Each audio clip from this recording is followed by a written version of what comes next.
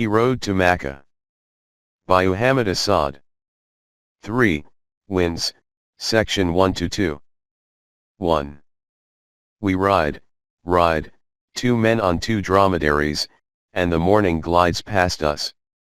It is strange, very strange, Zaid's voice breaks through the silence. What is strange, Zaid? Is it not strange, oh my uncle, that only a few days ago we were going to Tama and now our camels' heads point toward Mecca? I am sure thou didst not know it thyself before that night. Thou art wayward like a Badawi. Like myself. Was it a jinn, oh my uncle, who gave me that sudden decision, 4 years ago, to go to thee at Mecca, and gave thee now thy decision to go to Mecca? Are we letting ourselves be thus blown around by the winds because we do not know what we want? No, Zaid, thou and I, we allow ourselves to be blown by the winds because we do know what we want, our hearts know it, even if our thoughts are sometimes slow to follow, but in the end they do catch up with our hearts and then we think we have made a decision. Perhaps my heart knew it even on that day 10 years ago, when I stood on the planks of the ship that was bearing me on my first journey to the Near East, southward through the Black Sea, through the opaqueness of a white, rimless, foggy night, through a foggy morning, toward the Bosporus. The sea was leaden, sometimes foam sprayed over the deck, the pounding of the engines was like the beat of a heart. I stood at the rail, looking out into the pale opaqueness. If you had asked me what I was thinking then, or what expectations I was carrying with me into this first venture to the east, I would hardly have been able to give a clear answer. Curiosity, perhaps, but it was a curiosity which did not take itself very seriously because it seemed to aim at things of no great importance. The fog of my uneasiness, which seemed to find something related in the welling fog over the sea, was not directed toward foreign lands and the people of coming days. The images of a near future, the strange cities and appearances, the foreign clothes and manners which were to reveal themselves so soon to my eyes hardly occupied my thoughts. I regarded this journey as something accidental and took it, as it were, in my stride, as a pleasing but nevertheless not too important interlude. At that moment my thoughts were perturbed and distracted by what I took to be a preoccupation with my past. The past? Did I have any? I was 22 years old.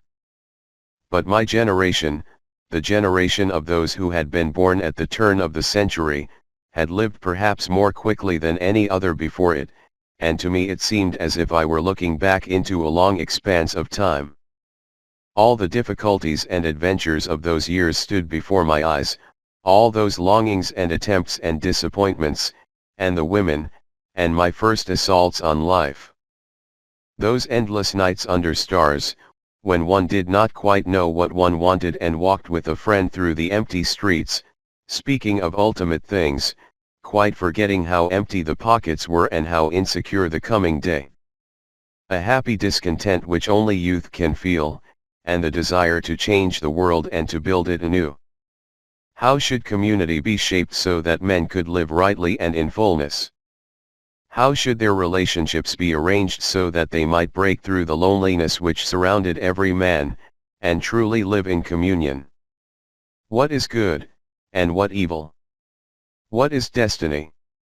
Or, to put it differently, what should one do to become really, and not merely in pretensions, identical with one's own life so that one could say, I and my destiny are one? Discussions which never came to an end. The literary cafes of Vienna and Berlin, with their interminable arguments about form, style and expression, about the meaning of political freedom, about the meeting of man and woman.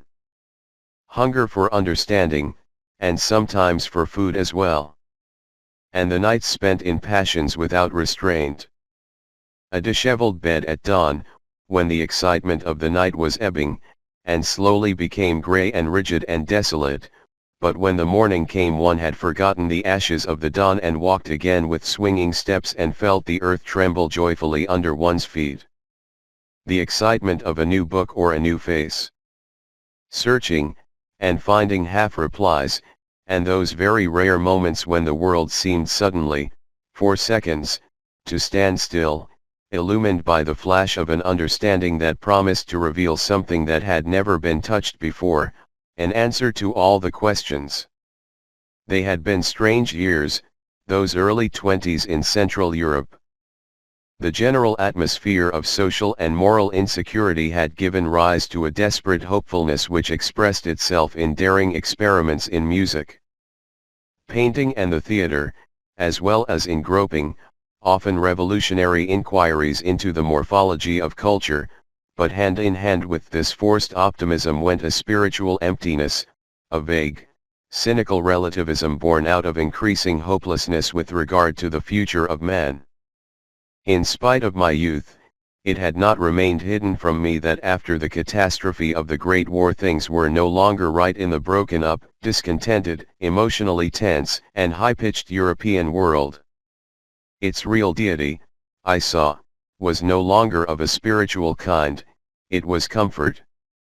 No doubt there were still many individuals who felt and thought in religious terms and made the most desperate efforts to reconcile their moral beliefs with the spirit of their civilization, but they were only exceptions. The average European, whether Democrat or Communist, manual worker or intellectual, seemed to know only one positive faith. The worship of material progress, the belief that there could be no other goal in life than to make that very life continually easier or, as the current expression went, independent of nature. The temples of that faith were the gigantic factories, cinemas, chemical laboratories, dance halls, hydroelectric works, and its priests were the bankers, engineers, politicians, film stars, statisticians, captains of industry, record airmen, and commissars. Ethical frustration was evident in the all-round lack of agreement about the meaning of good and evil and in the submission of all social and economic issues to the rule of expediency, that painted lady of the streets, willing to give herself to anybody, at any time, whenever she is invoked. The insatiable craving after power and pleasure had, of necessity, led to the breakup of Western society into hostile groups armed to the teeth and determined to destroy each other whenever and wherever their respective interests clashed. And on the cultural side, the outcome was the creation of a human type whose morality appeared to be confined to the question of practical utility alone, and whose highest criterion of right and wrong was material success. I saw how confused and unhappy our life had become, how little there was of real communion between man and man despite all the strident, almost hysterical, insistence on community and nation, how far we had strayed from our instincts, and how narrow, how musty our souls had become. I saw all this, but somehow it never seriously occurred to me, as it never seems to have occurred to any of the people around me, that an answer, or at least partial answers, to these perplexities might perhaps be gained from other than Europe's own cultural experiences. Europe was the beginning and the end of all our thinking, and even my discovery of Lao Tse, at the age of 17 or so, had not altered my outlook in this respect. It was a real discovery. I had never before heard of Lao Tse and had not the slightest inkling of his philosophy when one day I chanced upon a German translation of the Tao Te Ching lying on the counter of a Viennese bookshop. The strange name and title made me mildly curious. Opening the book at random, I glanced at one of its short, aphoristic sections, and felt a sudden thrill, like a stab of happiness, which made me forget my surroundings and kept me rooted where I stood. Spellbound, with the book in my hands, for in it I saw human life in all its serenity, free of all cleavages and conflicts, rising up in that quiet gladness which is always open to the human heart whenever it cares to avail itself of its own freedom.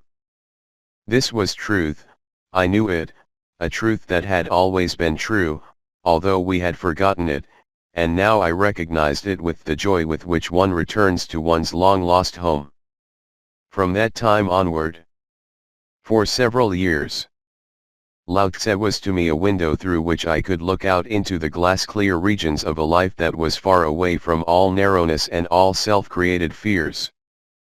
Free of the childish obsession which was forcing us, from moment to moment, always to secure our existence anew by means of material improvement at any price. Not that material improvement seemed to be wrong or even unnecessary to me. On the contrary, I continued to regard it as good and necessary, but at the same time I was convinced that it could never achieve its end, to increase the sum total of human happiness, unless it were accompanied by a reorientation of our spiritual attitude and a new faith in absolute values. But how such a reorientation could be brought about and of what kind the new valuations were to be, was not quite clear to me. It would certainly have been idle to expect that men would change their aims, and thus the direction of their endeavors, as soon as someone started preaching to them, as Lao Tse did, that one should open oneself up to life instead of trying to grab it to himself and thus to do violence to it. Preaching alone, intellectual realization alone could obviously not produce a change in the spiritual attitude of European society. A new faith of the heart was needed, a burning surrender to values which tolerated no ifs and buts, but whence to gain such a faith? It somehow did not enter my mind that Lao Tse's mighty challenge was aimed not merely at a passing and therefore changeable intellectual attitude, but at some of the most fundamental concepts out of which that attitude springs. Had I known this, I would have been forced to conclude that Europe could not possibly attain to that weightless serenity of soul of which Lao Tse spoke, unless it summoned the courage to question its own spiritual and ethical roots. I was, of course, too young to arrive consciously at such a conclusion. Too young to grasp the challenge of the Chinese sage in all its implications and its entire grandeur. True. His message shook me to my innermost. It revealed to me the vista of a life in which man could become one with his destiny and so with himself. But as I did not clearly see how such a philosophy could transcend mere contemplation and be translated into reality in the context of the European way of life, I gradually began to doubt whether it was realizable at all. I had not yet reached the point where I would even ask myself whether the European way of life was, in its fundamentals, the only possible way.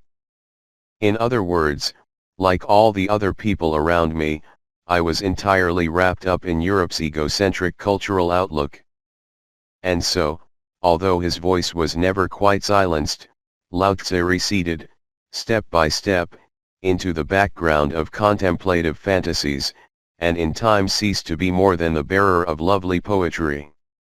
One continued to read him off and on and felt each time the stab of a happy vision, but each time one put the book away with a wistful regret that this was only a dream call to some ivory tower.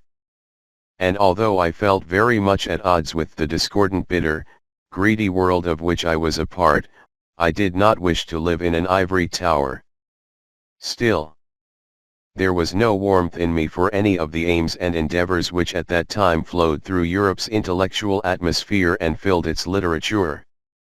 Art and politics with a buzz of animated controversies, for, however contradictory to one another most of those aims and endeavors may have been, they all had obviously one thing in common, the naive assumption that life could be lifted out of its present confusion and bettered if only its outward, economic or political, conditions were bettered. I strongly felt even then that material progress, by itself, could not provide a solution, and although I did not quite know where a solution might be found, I was never able to evince within myself that enthusiasm which my contemporaries had for progress. Not that I was unhappy. I had never been an introvert, and just then I was enjoying a more than usual measure of success in my practical affairs. While I was hardly inclined to give much weight to a career as such, work at the United Telegraph, where owing to my knowledge of languages, I was now sub-editor in charge of the news service for the Scandinavian press, seemed to open many avenues into the broader world. The Café de Westens and its spiritual successor, the Romanicious Café, meeting places of the most outstanding writers, artists, journalists, actors, producers of the day, represented something like an intellectual home to me. I stood on friendly and sometimes even familiar terms with people who bore famous names and regarded myself, at least in outlook if not in fame, as one of them. Deep friendships and fleeting loves came my way. Life was exciting, full of promise and colorful in the variety of its impressions. No, I was certainly not unhappy, only deeply dissatisfied, unsatisfied, not knowing what I was really after, and at the same time convinced, with the absurd arrogance of youth, that one day I would know it. And so I swung along on the pendulum of my heart's content and discontent in exactly the same way as many other young people were doing in those strange years, for, while none of us was really unhappy, only a very few seemed to be consciously happy. I was not unhappy, but my inability to share the diverse social, economic and political hopes of those around me, of any group among them, grew in time into a vague sense of not quite belonging to them, accompanied, vaguely again, by a desire to belong to whom? To be a part of something, of what? And then one day, in the spring of 1922, I received a letter from my uncle Dorian. Dorian was my mother's youngest brother. Our relationship had always been rather that of friends than of uncle and nephew. He was a psychiatrist, one of the early pupils of Freud, and at that time headed a mental hospital in Jerusalem.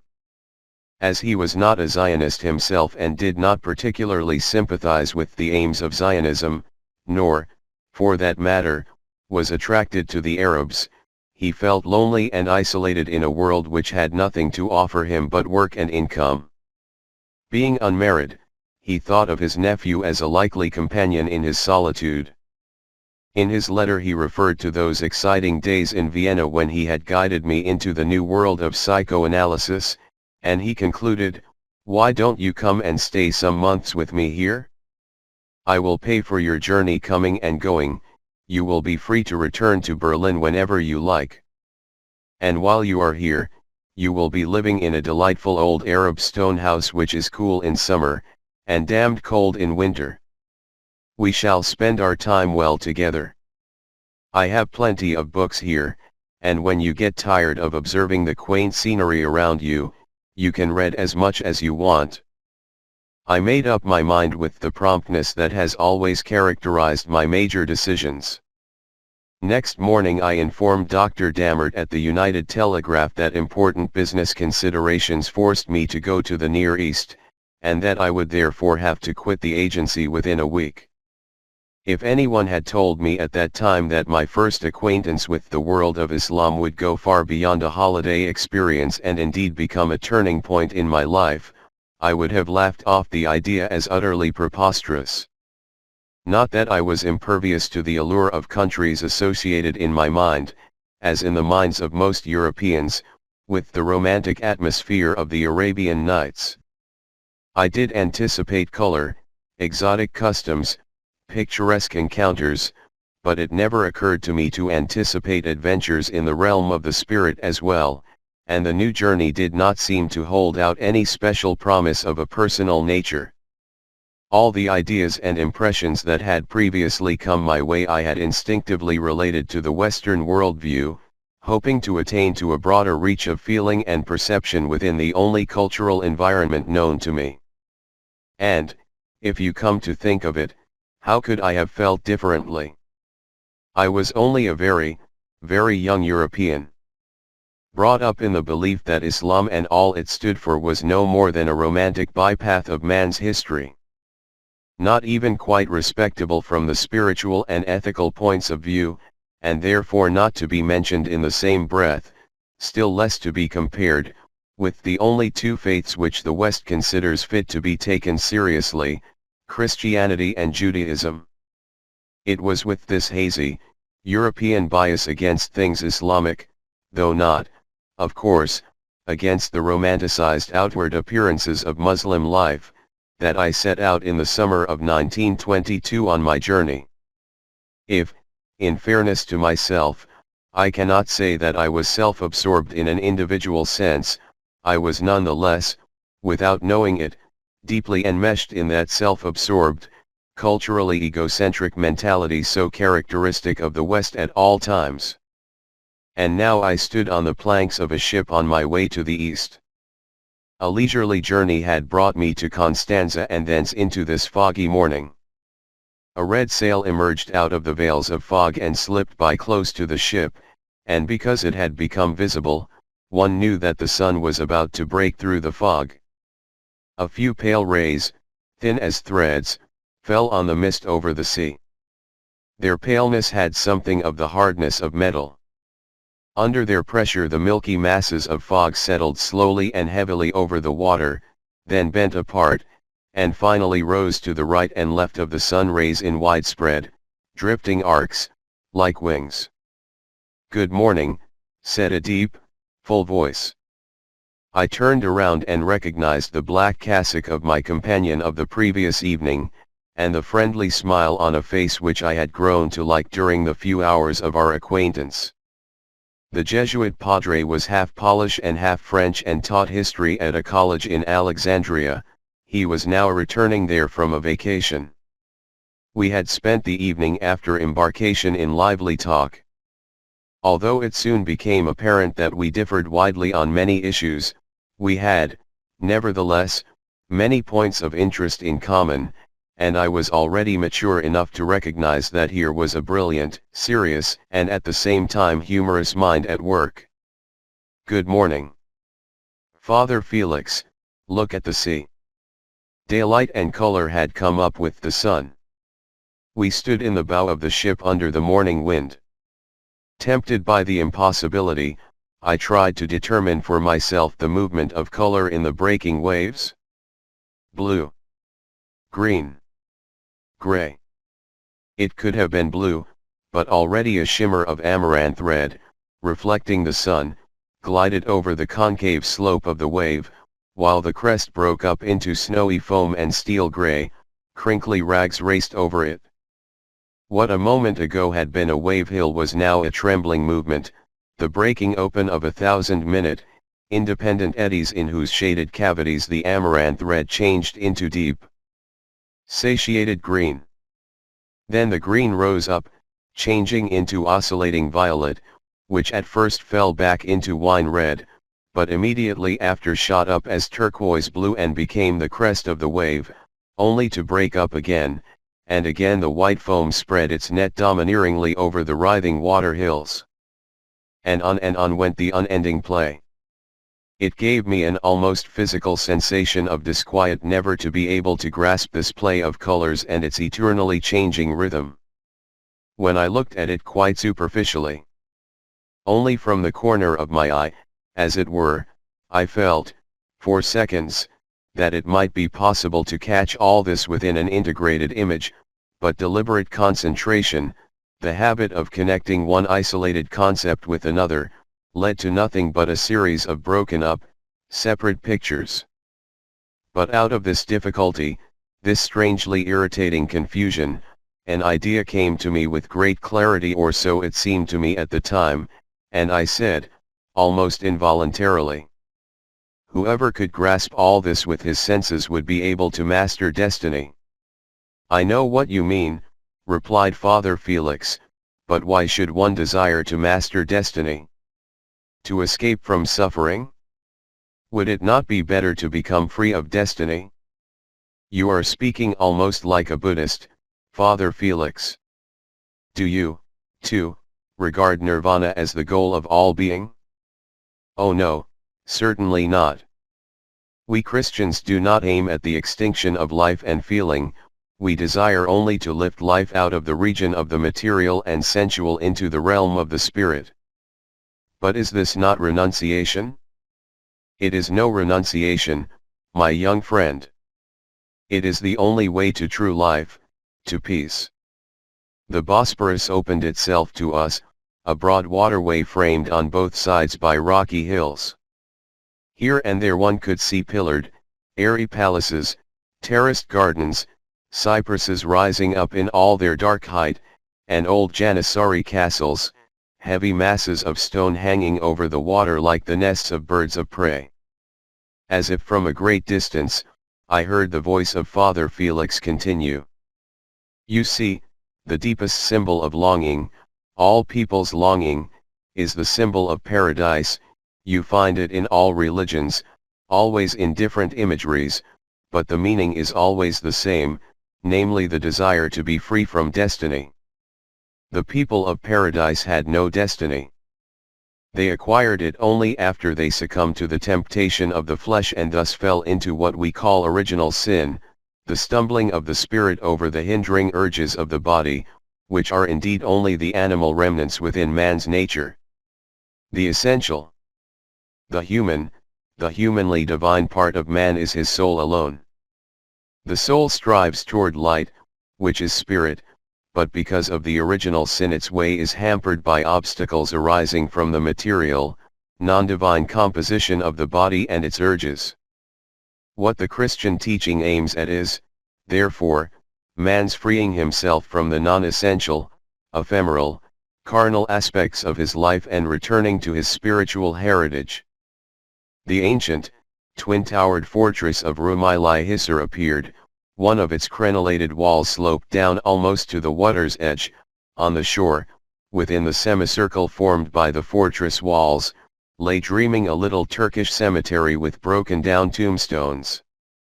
It may be so, Father Felix. But I feel, and this is the feeling of many people of my generation, I feel that there is something wrong in making a distinction between the essential and the non-essential in the structure of man, and in separating spirit and flesh. In short, I cannot agree with your denying all righteousness to physical urges, to the flesh, to earthbound destiny. My desire goes elsewhere.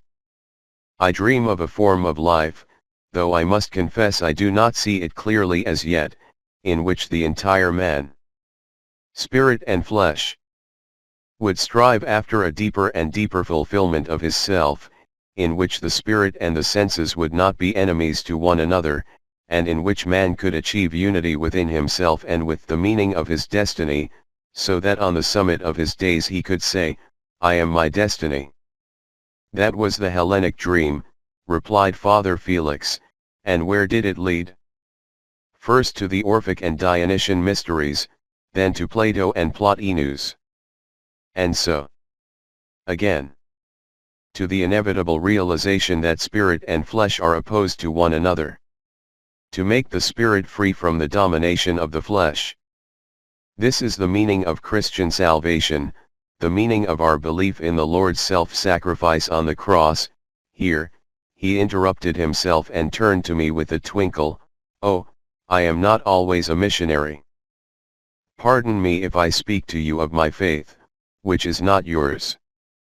But I have none, I assured him.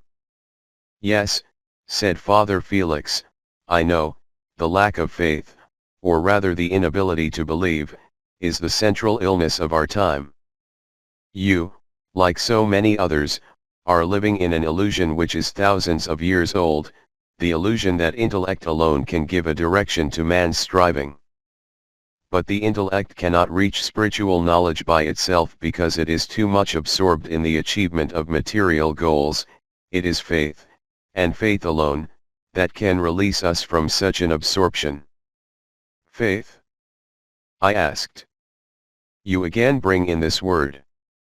There is one thing I can't understand. You say it is impossible to attain through intellect alone to knowledge and to a righteous life. Faith is needed, you say. I agree with you entirely. But how does one achieve faith if one has none? Is there a way to it, I mean, a way open to our will? My dear friend, will alone is not enough. The way is only opened by God's grace. But it is always open to him who prays from the innermost of his heart for enlightenment. To pray. But when one is able to do this, Father Felix, one already has faith. You choose to lead me around in a circle, for if a man prays, he must already be convinced of the existence of him to whom he prays. How did he come to this conviction? Through his intellect? Would not this amount to admitting that faith can be found through the intellect? And apart from that, can grace mean anything to somebody who has never had an experience of this kind? The priest shrugged his shoulders, regretfully. It seemed to me, if one has not been able to experience God by himself, one should allow himself to be guided by the experiences of others who have experienced him. A few days later we landed at Alexandria, and the same afternoon I went on to Palestine.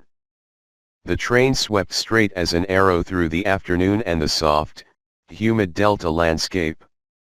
Nile canals, shaded by the sails of many barges, crossed our path. Small towns, dust-gray clusters of houses and lighter minarets, came and went. Villages consisting of box-shaped mud huts swept past. Harvested cotton fields. Sprouting sugar-cane fields. Abundantly overgrown palms over a village mosque. Water buffaloes, black, heavy-limbed, now going home without guide from the muddy pools in which they had been wallowing during the day. In the distance, men in long garments, they seemed to float, so light and clear was the air under the high, blue sky of glass. On the banks of the canals reeds swayed in the wind. Women in black tulle cloaks were scooping water into earthenware jars, wonderful women, slender, long-limbed. In their walk they reminded me of long-stemmed plants that sway tenderly and yet full of strength in the wind. Young girls and matrons had the same floating walk. The dusk grew and flowed like the breath of some great, resting, living being. As the slim men were walking homeward from the fields, their movements appeared lengthened and at the same time lifted out of the slowly disappearing day. Each step seemed to have an existence of its own, rounded in itself, between eternity and eternity always that one step. This appearance of lightness and smoothness was perhaps due to the exhilarating evening light of the Nile Delta, perhaps also to my own restlessness at seeing so many new things, but whatever the cause, I suddenly felt in myself all the weight of Europe, the weight of deliberate purpose in all our actions. I thought to myself, how difficult it is for us to attain to reality. We always try to grab it, but it does not like to be grabbed. Only where it overwhelms man does it surrender itself to him. The step of the Egyptian field laborers, already lost in distance and darkness, continued to swing in my mind like a hymn of all high things. We reached the Suez Canal, made a turn at a right angle, and glided for a while toward the north along the grey-black bank. It was like a drawn-out melody, this long line of the canal at night. The moonlight turned the waterway into something like a real but dream Broadway, a dark band of shining metal.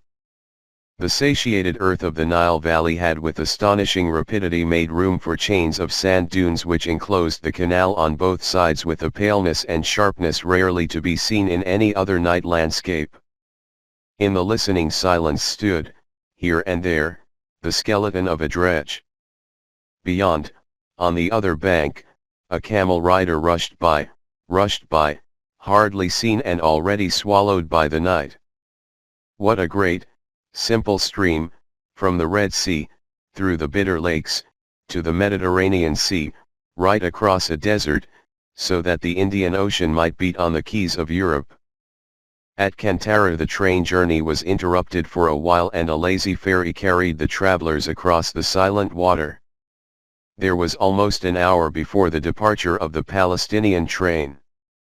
I sat down before the station building. The air was warm and dry. There was the desert, to the right and to the left.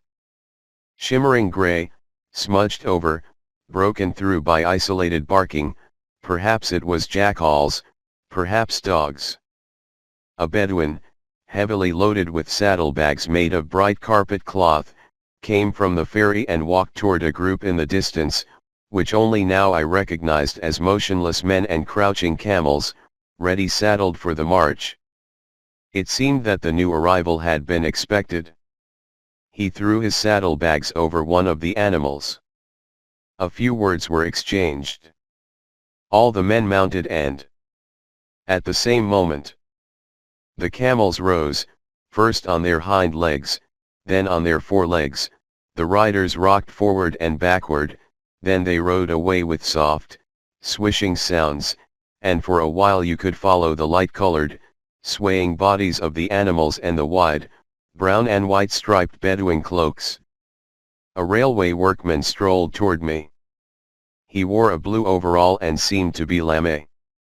He lit his cigarette from mine, then asked me, in broken French, "You are going to Jerusalem?" And when I said yes, he continued, "For the first time." I nodded. He was about to go on, then turned back and said, "Did you see over there the big caravan from the Sinai desert?" "No." "Then come along, let us visit them. You have time." The soles of our shoes crunched in the sand as we walked through the silent emptiness up a narrow, well-trodden path which led into the dunes. A dog barked in the darkness. As we went on, stumbling over low thorn bushes, voices reached my ears, confused, muffled, as of many people, and the sharp and nevertheless soft smell of many resting animal bodies mingled with the dry desert air. Suddenly, just as you might see in a city, during a foggy night, the shimmer of an as yet invisible lamp glows up from behind a street corner and make only the fog shine, a narrow streak of light appeared from down below, as if from underground, and climbed steeply into the dark air. It was the shine of a fire, coming from a deep gorge between two sand dunes, so thickly covered with thorn bushes that one could not see its bottom. I could now clearly hear men's voices, but the speakers were still invisible. I heard the breathing of camels, and how they rubbed against one another in the narrow space. A big, black human shadow fell over the light, ran up the opposite slope and down again. After a few more steps I could see it all, a great circle of crouching camels with heaps of pack saddles and bags here and there, and among them the figures of men. The animal smell was sweet and heavy like wine. Sometimes one of the camels moved its body, which was smudged out of its shape by the darkness around it, lifted its neck and drew in the night air with a snorting sound, as if sighing, and thus, I heard for the first time the sighing of camels. A sheep bleated softly, a dog growled, and everywhere outside the gorge the night was black and starless. It was already late, I had to get back to the station. But I walked very slowly, down the path by which we had come, dazed and strangely shaken, as if by a mysterious experience which had caught hold of a corner of my heart and would not let me go. The train carried me through the Sinai desert. I was exhausted, sleepless from the cold of the desert night and the rocking of the train over rails resting on loose sand. Opposite me sat a Bedouin in a voluminous brown abaya. He also was freezing and had wrapped his face in his headcloth. He sat cross-legged on the bench, and on his knees lay a curved sword in a scabbard ornamented with silver. It was nearly morning. You could almost recognize the outlines of the dunes outside, and the cactus bushes. I can still remember how the dawn broke, gray-black, painting shapes, slowly drawing outlines, and how it gradually lifted the sand dunes out of the darkness and built them into harmonious masses.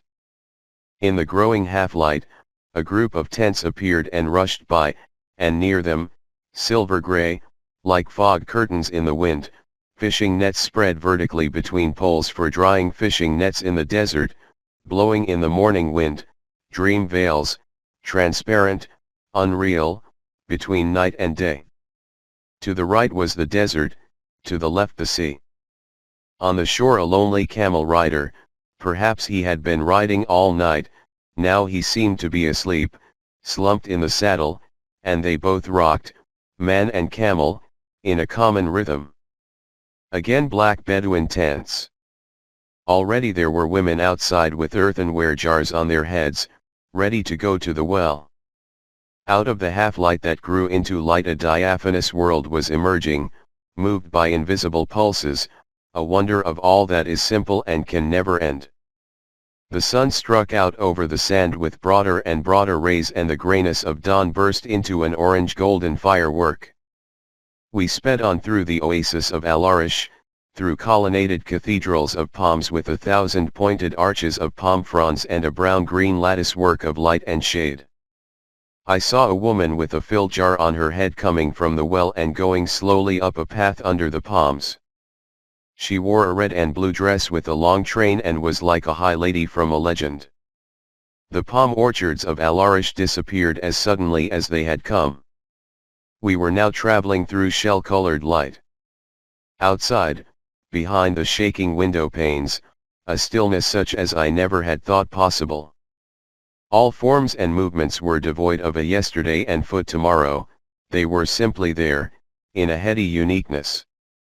Delicate sand, built up by the wind into soft hillocks that glowed pale orange under the sun.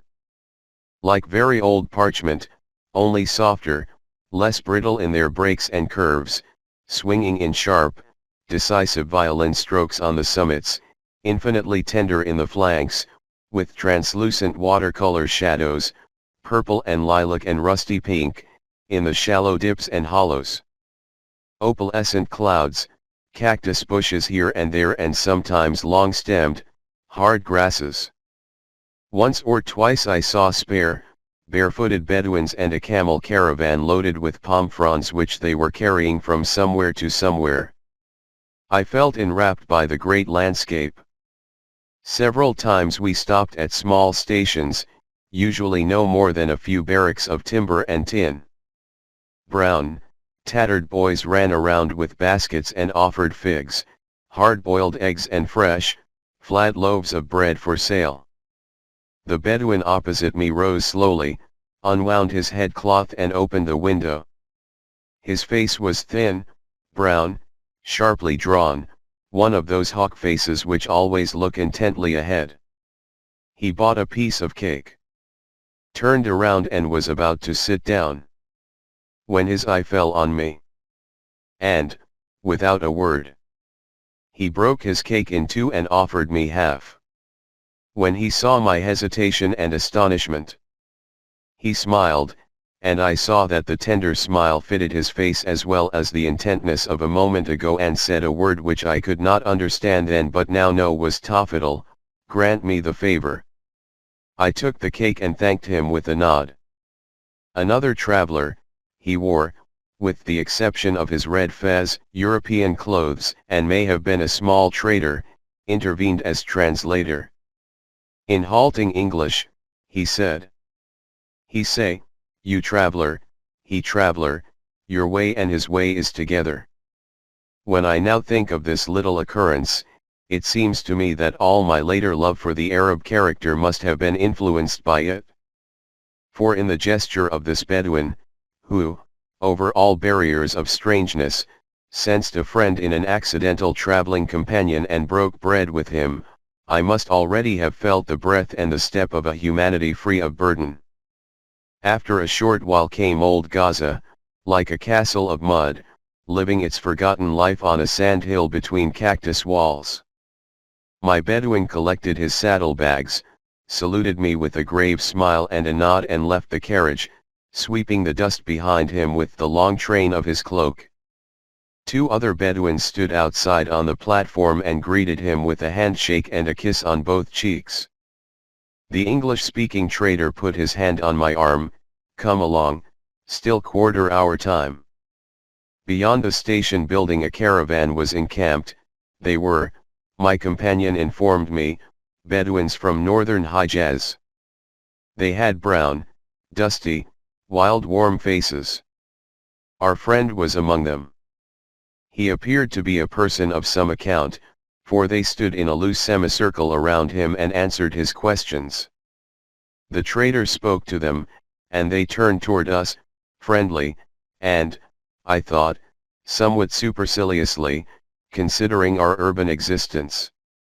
An atmosphere of freedom surrounded them, and I felt a strong desire to understand their lives. The air was dry, vibrating, and seemed to penetrate the body. It loosened all stiffness, disentangled all thoughts and made them lazy and still. There was a quality of timelessness in it which made all things seen and heard and smelled assume distinct values in their own right. It began to dawn on me that people who come from the environment of the desert must sense life in a way quite different from that of people in all other regions. They must be free from many obsessions, perhaps also from many dreams, peculiar to inhabitants of colder, richer lands, and certainly from many of their limitations, and because they have to rely more intimately on their own perceptions, these desert dwellers must set a quite different scale of values to the things of the world. Perhaps it was a presentiment of coming upheavals in my own life that gripped me on that first day in an Arab country at the sight of the Bedouins. The presentiment of a world which lacks all defining limits but is, nonetheless, never formless, which is fully rounded in itself and nevertheless open on all sides, a world that was soon to become my own. Not that I was then conscious of what the future held in store for me. Of course not. It was. Rather. As when you enter a strange house for the first time and an indefinable smell in the hallway gives you dimly a hint of things which will happen in this house. And will happen to you.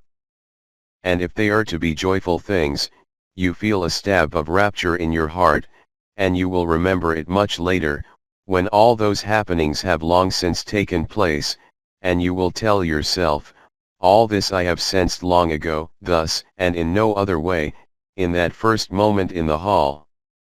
2. A strong wind blows through the desert, and for a while Zaid thinks we are going to have another sandstorm. But although no sandstorm comes, the wind does not leave us. It follows us in steady gusts, and the gusts flow together into a single, unbroken sough as we descend into a sandy valley. The palm village in its center, consisting of several separate settlements, each surrounded by a mud wall, is veiled in a mist of whirling sand dust. This area is a kind of wind hole. Every day from dawn to sunset the wind beats here with strong wings, settling down during the night, only to rise again the next morning with renewed force, and the palm trees, eternally pressed down by its blows, cannot grow to their full height but remain stunted, close to the ground, with broad spread fronds, always in danger from the encroaching dunes. The village would have long ago been buried in the sands had not the inhabitants planted rows of tamarisks around every orchard. These tall trees, more resistant than palms, form with their strong trunks and evergreen, rustling branches a living wall around the plantations, offering them a doubtful security. We alight before the mud house of the village Amir, intending to rest here during the noon heat.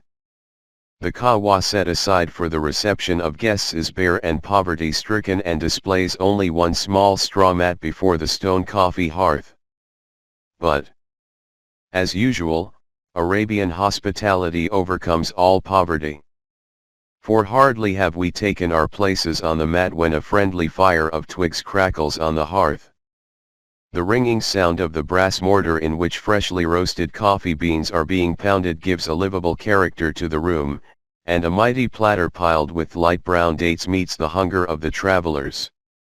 Our host, a small, lean old man with rheumy, squinting eyes, clad only in a cotton tunic and a headcloth, invites us to partake of this fare. May God give you life, this house is your house, eat in the name of God. This is all we have, and he makes an apologetic gesture with his hand, a single movement in which the whole weight of his fate is expressed with that artless power of evocation so peculiar to people who live close to their instincts, but the dates are not bad. Eat, O wayfarers, of what we can offer you. The dates are really among the best I have ever eaten, and the host is obviously pleased by our hunger which he can satisfy. And he goes on. The wind, it makes our life hard, but that is God's will. The wind destroys our plantations. We must always struggle to keep them from being covered by sand. It has not always been thus. In earlier times there was not so much wind here, and the village was big and rich. Now it has grown small, many of our young men are going away, for not everyone can bear such a life. The sands are closing in on us day by day. Soon there will be no room left for the palms. This wind. But we do not complain. As you know, the prophet, may God bless him, told us, God says, revile not destiny, for, behold I am destiny. I must have started, for the old man stops speaking and looks at me attentively, and, as if comprehending why I started, he smiles with almost a woman's smile, strange to see in that tired, worn-out face, and repeats softly, as if to himself, behold, I am destiny, and in the nod with which he accompanies his words lies a proud, silent acceptance of his own place in life, and never have I seen, even in happy people, a yes to reality expressed with so much quiet and sureness. With a wide, vague, almost sensual turn of his arm he describes a circle in the air, a circle which encompasses everything that belongs to this life. The poor, dusky room, the wind and its eternal roar, the relentless advance of the sands, longing for happiness, and resignation to what cannot be changed. The platter full of dates, the struggling orchards behind their shield of tamarisks. The fire on the hearth, a young woman's laughter somewhere in the courtyard beyond, and in all these things and in the gesture that has brought them out and together I seem to hear the song of a strong spirit which knows no barriers of circumstance and is at peace with itself. I am carried back to a time long past, to that autumn day in Jerusalem 10 years ago, when another poor old man spoke to me of surrender to God, which alone can cause one to be at peace with Him and so with one's own destiny. During that autumn I was living in my uncle Dorian's house just inside the old city of Jerusalem. It rained almost every day and, not being able to go out much, I often sat at the window which overlooked a large yard behind the house. This yard belonged to an old Arab who was called Haji because he had performed the pilgrimage to Mecca. He rented out donkeys for riding and carrying and thus made the yard a kind of caravanserai. Every morning, shortly before dawn, loads of vegetables and fruits were brought there on camels from the surrounding villages and sent out on donkeys into the narrow bazaar streets of the town. In daytime the heavy bodies of the camels could be seen resting on the ground. Men were always noisily attending to them and to the donkeys, unless they were forced to take refuge in the stables from the streaming rain. They were poor, ragged men, those camel and donkey drivers, but they behaved like great lords. When they sat together at meals on the ground and ate flat loaves of wheat bread with a little bit of cheese or a few olives, I could not but admire the nobility and ease of their bearing and their inner quiet. You could see that they had respect for themselves and the everyday things of their lives. The Haji, hobbling around on a stick, for he suffered from arthritis and had swollen knees, was a kind of chieftain among them. They appeared to obey him without question. Several times a day he assembled them for prayer and, if it was not raining too hard, they prayed in the open, all the men in a single, long row and he as their imam in front of them. They were like soldiers in the precision of their movements. They would bow together in the direction of Mecca, rise again, and then kneel down and touch the ground with their foreheads. They seemed to follow the inaudible words of their leader, who between the prostrations stood barefoot on his prayer carpet, eyes closed, arms folded over his chest, soundlessly moving his lips and obviously lost in deep absorption. You could see that he was praying with his whole soul.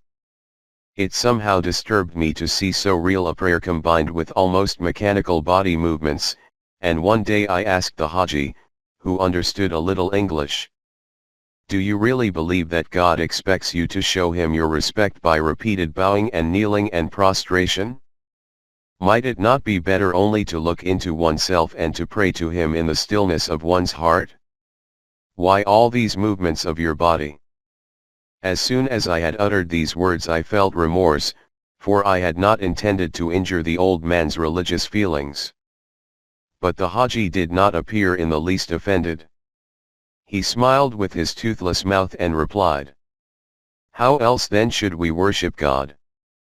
Did he not create both, soul and body, together? And this being so, should man not pray with his body as well as with his soul? Listen, I will tell you why we Muslims pray as we pray. We turn toward the Kaaba, God's holy temple in Mecca, knowing that the faces of all Muslims, wherever they may be, are turned to it in prayer, and that we are like one body, with him as the center of our thoughts. First we stand upright and recite from the Holy Quran, remembering that it is his word, given to man that he may be upright and steadfast in life. Then we say, God is the greatest, reminding ourselves that no one deserves to be worshipped but him, and bow down deep because we honor him above all, and praise his power and glory. Thereafter we prostrate ourselves on our foreheads because we feel that we are but dust and nothingness before him, and that he is our creator and sustainer on high. Then we lift our faces from the ground and remain sitting, praying that he forgive us our sins and bestow his grace upon us, and guide us aright, and give us health and sustenance. Then we again prostrate ourselves on the ground and touch the dust with our foreheads before the might and the glory of the One. After that, we remain sitting and pray that he bless the Prophet Muhammad who brought his message to us, just as he blessed the earlier prophets, and that he bless us as well, and all those who follow the right guidance, and we ask him to give us of the good of this world and of the good of the world to come. In the end we turn our heads to the right and to the left, saying, "Peace and the grace of God be upon you," and thus greet all who are righteous, wherever they may be. It was thus that our Prophet used to pray and taught his followers to pray for all times, so that they might willingly surrender themselves to God, which is what Islam means, and so be at peace with him and with their own destiny. The old man did not, of course, use exactly these words, but this was their meaning, and this is how I remember them. Years later I realized that with his simple explanation the Haji had opened to me the first door to Islam.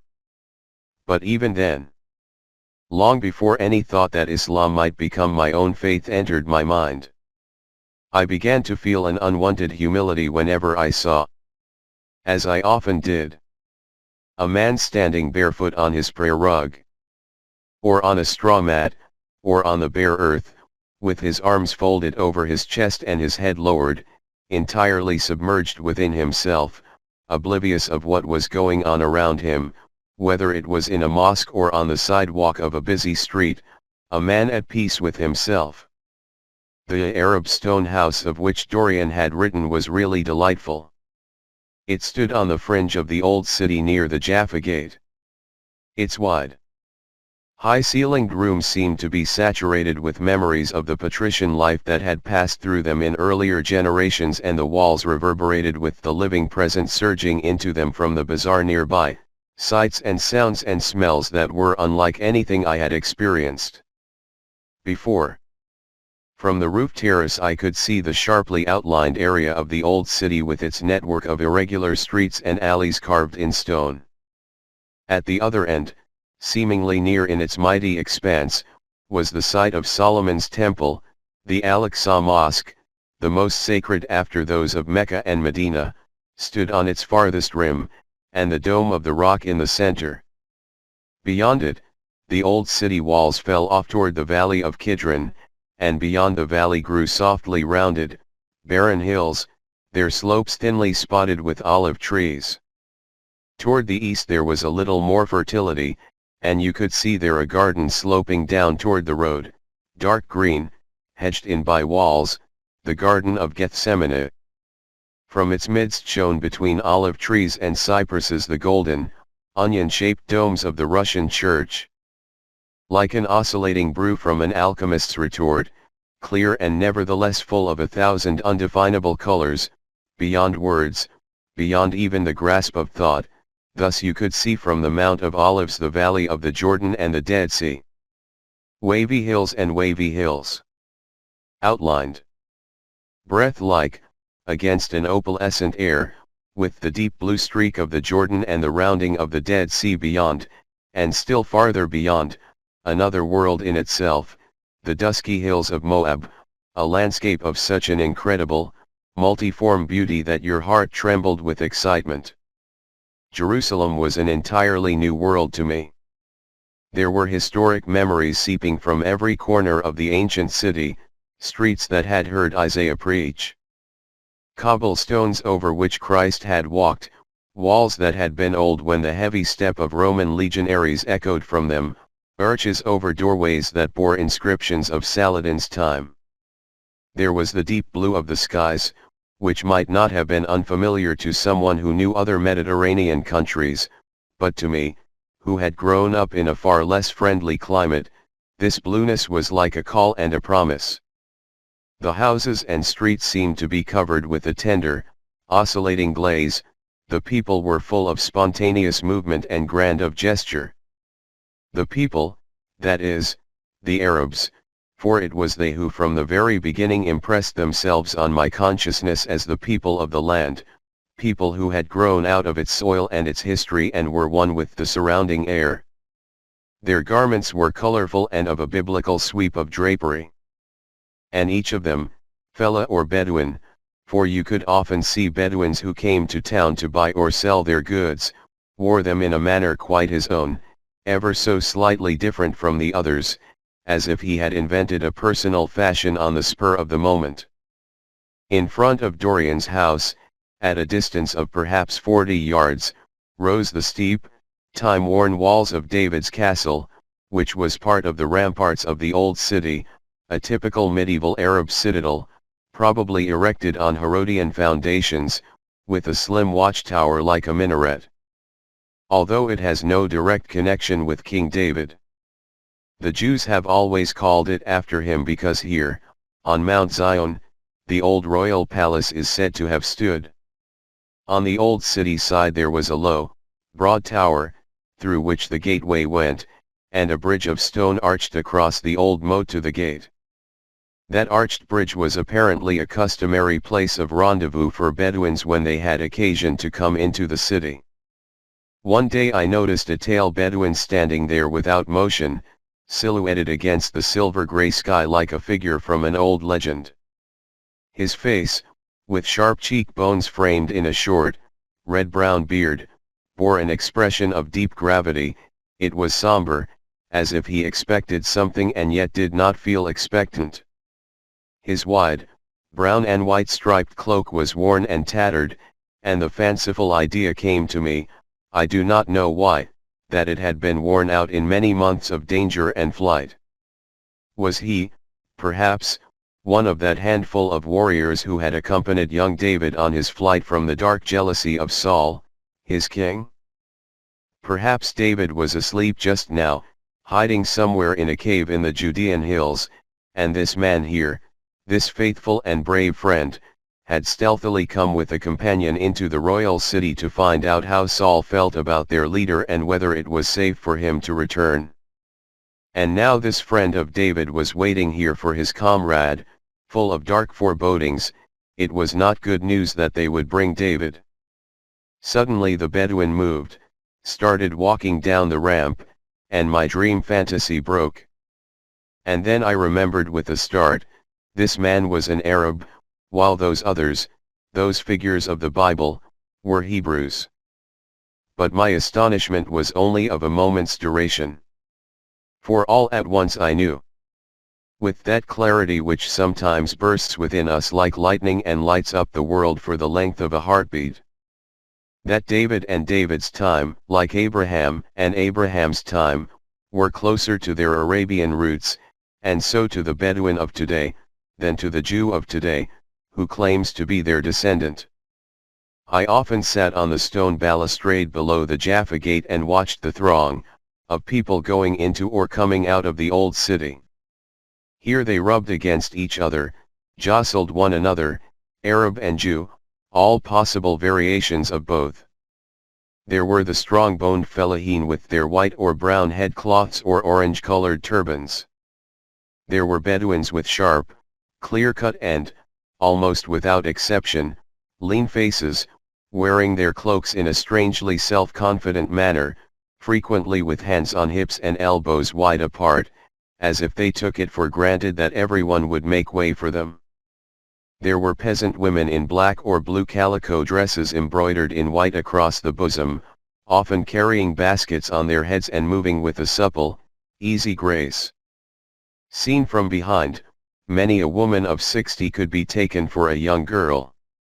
Their eyes also seemed to remain clear and untouched by age, unless they happened to be affected by trachoma, that evil Egyptian eye disease which is the curse of all countries east of the Mediterranean.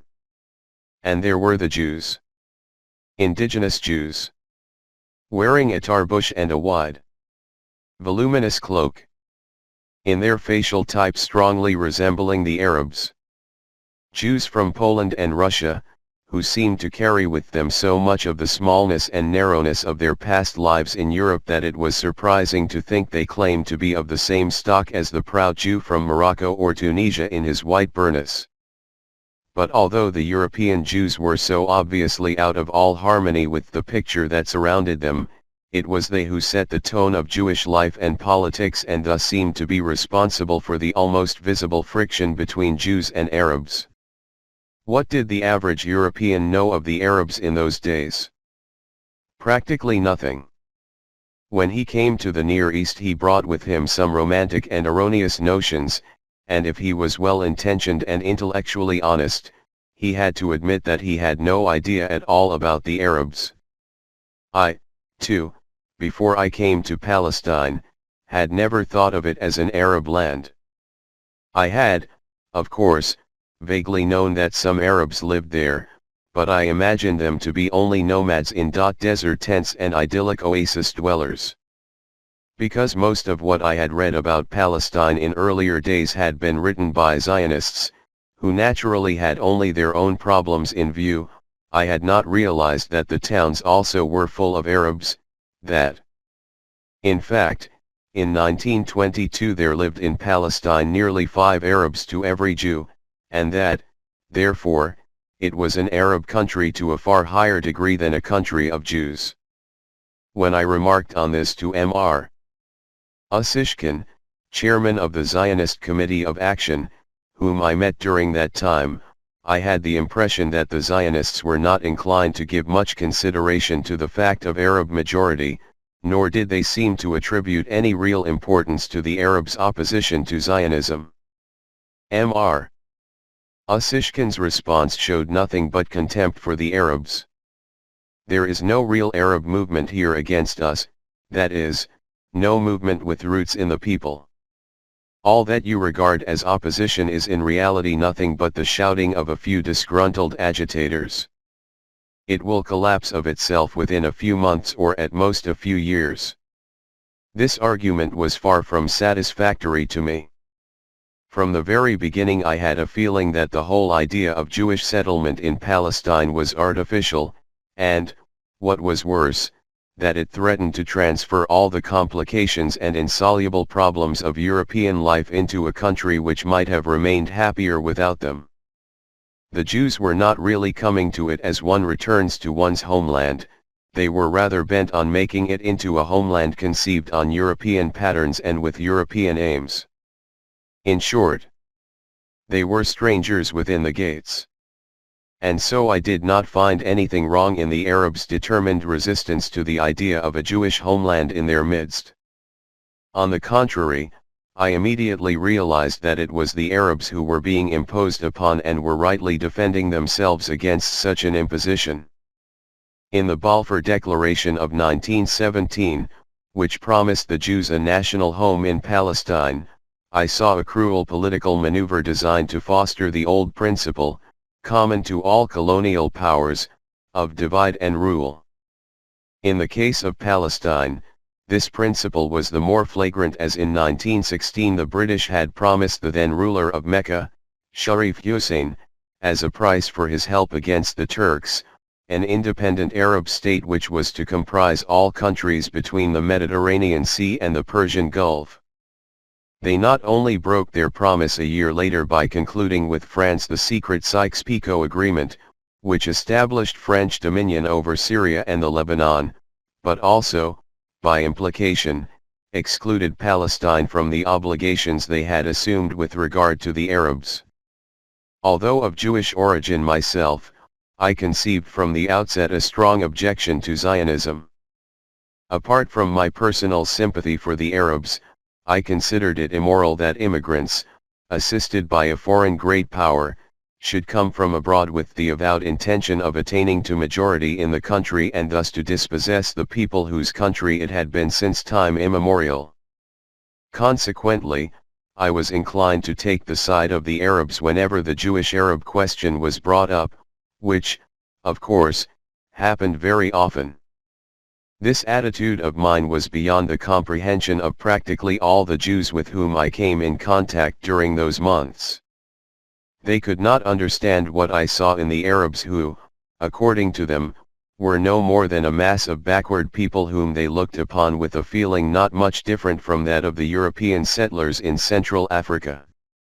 They were not in the least interested in what the Arabs thought, almost none of them took pains to learn Arabic, and everyone accepted without question the dictum that Palestine was the rightful heritage of the Jews. I still remember a brief discussion I had on this score with Dr. Chaim Weizmann, the undisputed leader of the Zionist movement. He had come on one of his periodic visits to Palestine. His permanent residence was, I believe, in London, and I met him in the house of a Jewish friend. One could not but be impressed by the boundless energy of this man, an energy that manifested itself even in his bodily movements. In the long, springy stride with which he paced up and down the room, and by the power of intellect revealed in the broad forehead and the penetrating glance of his eyes. He was talking of the financial difficulties which were besetting the dream of a Jewish national home, and the insufficient response to this dream among people abroad, and I had the disturbing impression that even he, like most of the other Zionists, was inclined to transfer the moral responsibility for all that was happening in Palestine to the outside world. This impelled me to break through the deferential hush with which all the other people present were listening to him, and to ask, "And what about the Arabs?" I must have committed a faux pas by thus bringing a jarring note into the conversation, for Dr.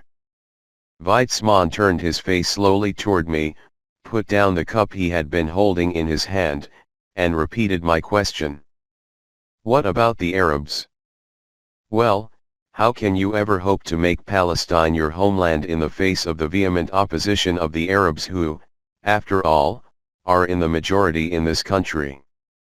The Zionist leader shrugged his shoulders and answered drily, "We expect they won't be in a majority after a few years."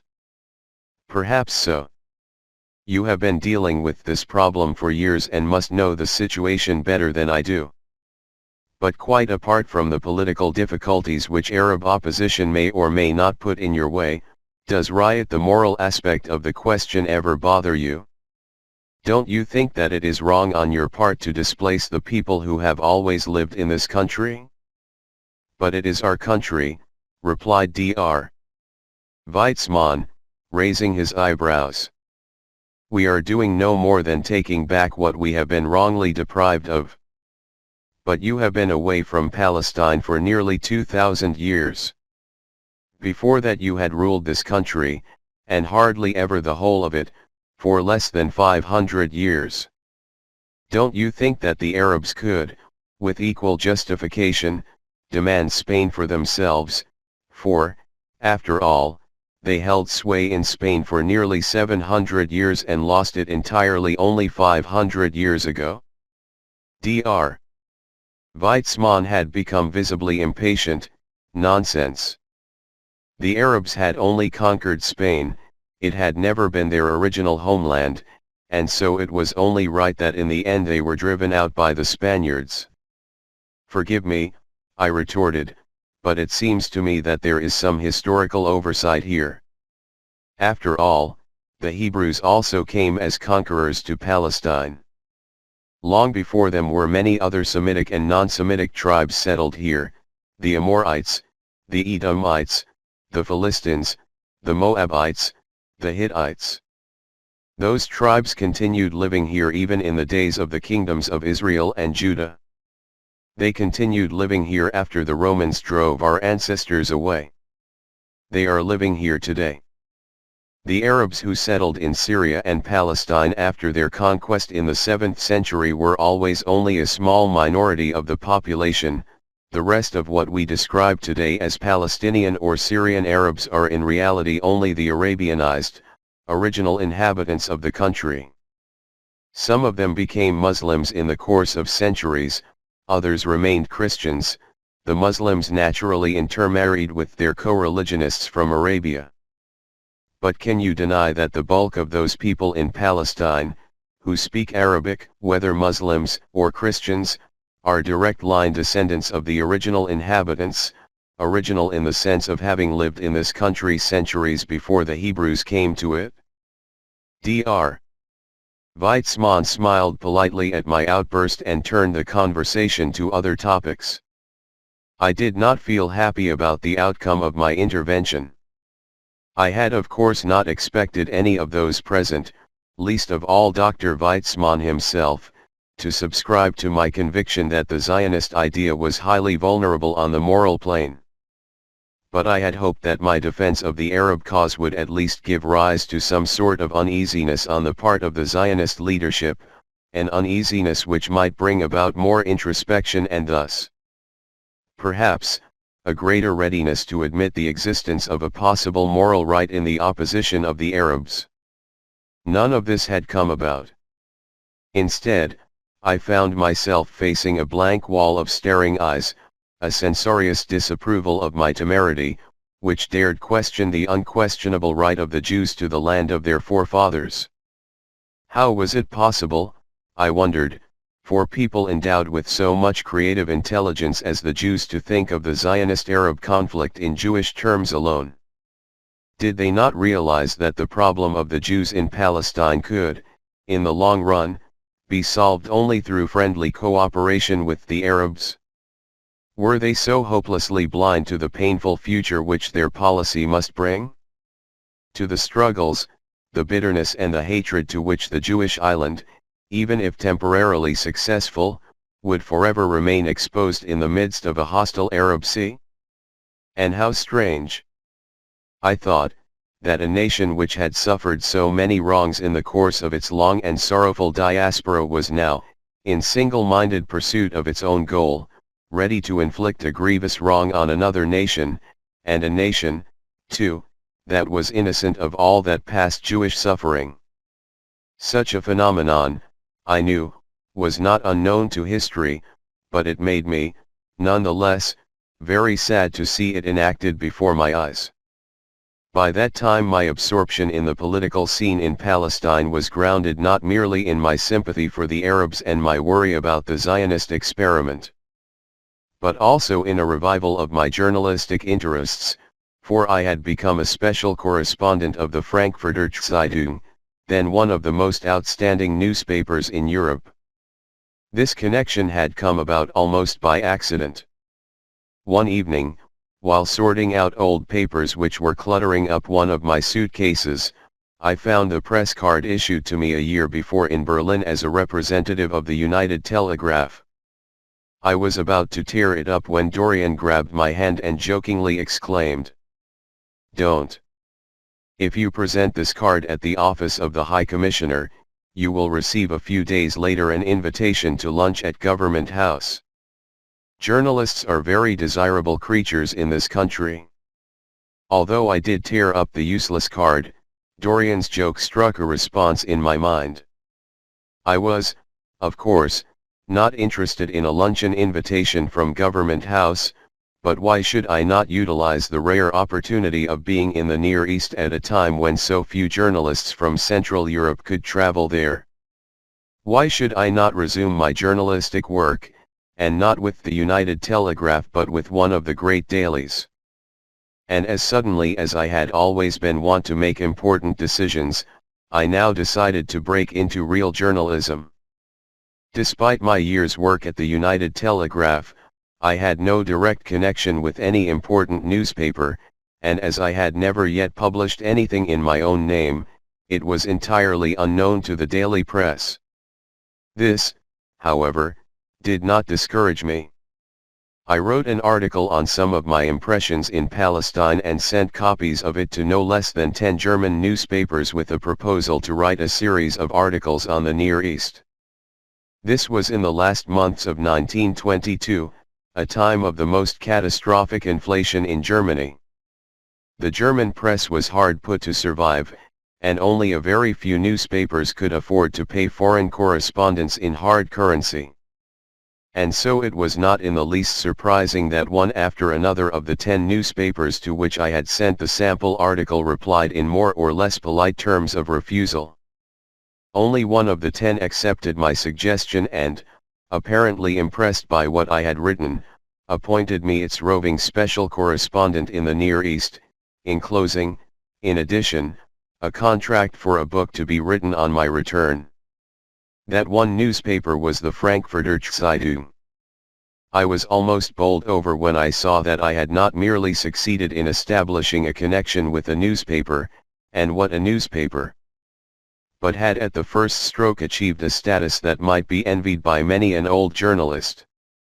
There was, of course, a snag in it.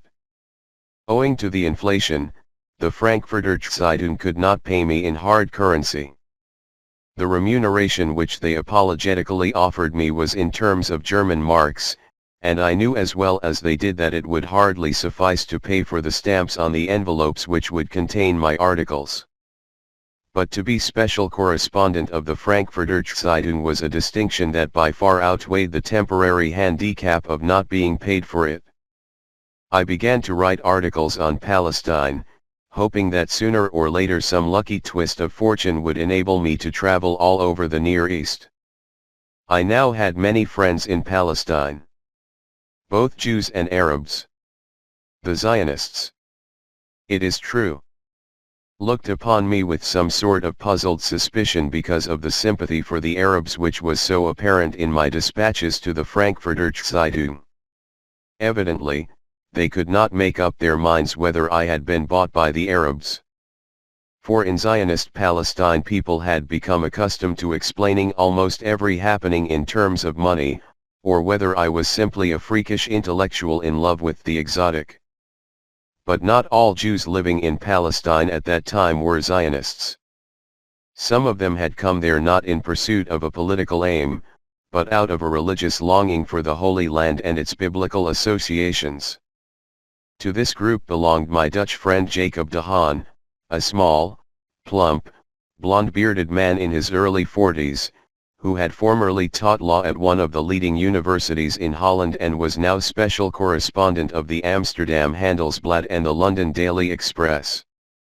A man of deep religious convictions, as orthodox as any Jew of Eastern Europe, he did not approve of the idea of Zionism, for he believed that the return of his people to the Promised Land had to await the coming of the Messiah.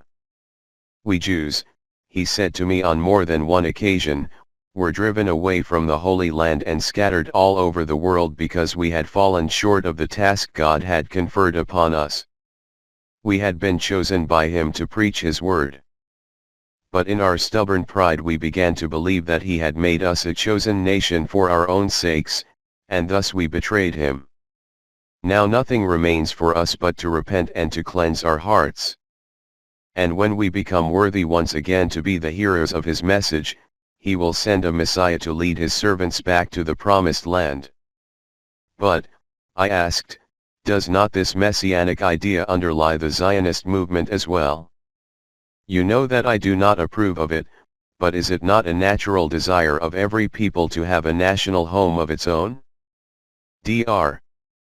Dahan looked at me quizzically. Do you think that history is but a series of accidents? I don't. It was not without a purpose that God made us lose our land and dispersed us, but the Zionists do not want to admit this to themselves. They suffer from the same spiritual blindness that caused our downfall. The 2,000 years of Jewish exile and unhappiness have taught them nothing. Instead of making an attempt to understand the innermost causes of our unhappiness, they now try to circumvent it, as it were, by building a national home on foundations provided by Western power politics, and in the process of building a national home, they are committing the crime of depriving another people of its home. Jacob Dahan's political views naturally made him most unpopular with the Zionists. Indeed, a short time after I left Palestine, I was shocked to learn that he had been shot down one night by terrorists. When I knew him, his social intercourse was limited to a very few Jews of his own way of thought, some Europeans and Arabs. For the Arabs he seemed to have a great affection, and they, on their part, thought highly of him and frequently invited him to their houses. As a matter of fact, at that period they were not yet universally prejudiced against Jews as such. It was only subsequent to the Balfour Declaration, that is, after centuries of good neighborly relations and a consciousness of racial kinship, that the Arabs had begun to look upon the Jews as political enemies. But even in the changed circumstances of the early 20s, they still clearly differentiated between Zionists and Jews who were friendly toward them like Dr. Dahan. Those fateful months of my first sojourn among the Arabs set in motion a whole train of impressions and reflections. Some inarticulate hopes of a personal nature demanded to be admitted to my consciousness. I had come face to face with a life sense that was entirely new to me. A warm, human breath seemed to flow out of these people's blood into their thoughts and gestures, with none of those painful cleavages of the spirit, those phantoms of fear, greed and inhibition that made European life so ugly and of so little promise. In the Arabs I began to find something I had always unwittingly been looking for, an emotional lightness of approach to all questions of life, a supreme common sense of feeling, if one might call it so. In time it became most important to me to grasp the spirit of these Muslim people, not because their religion attracted me, for at that time I knew very little about it, but because I recognized in them that organic coherence of the mind and the senses which we Europeans had lost. Might it not be possible, perhaps, by better understanding the life of the Arabs to discover the hidden link between our Western suffering, the corroding lack of inner integration, and the roots of that suffering? To find out, perhaps, what it was that had made us Westerners run away from that solemn freedom of life which the Arabs seemed to possess, even in their social and political decay, and which we also must have possessed at some earlier time. Or else how could we have produced the great art of our past? The Gothic cathedrals of the Middle Ages, the exuberant joy of the Renaissance, Rembrandt's chiaroscuro, the fugues of Bach and the serene dreams of Mozart, the pride of the peacock's tail in the art of our peasants, and Beethoven's roaring, longing ascent toward the misty, hardly perceptible peaks on which man could say, I and my destiny are one. Being unaware of their true nature, we could no longer rightly use our spiritual powers, never again would a Beethoven or a Rembrandt arise among us. Instead, we now knew only that desperate groping after new forms of expression in art, sociology, politics, and that bitter struggle between opposing slogans and meticulously devised principles, and all our machines and skyscrapers could do nothing to restore the broken wholeness of our souls. And yet, was that lost spiritual glory of Europe's past really lost forever? Was it not possible to recover something of it by finding out what was wrong with us? And what at first had been hardly more than a sympathy for the political aims of the Arabs, the outward appearance of Arabian life and the emotional security I perceived in its people, imperceptibly changed into something resembling a personal quest.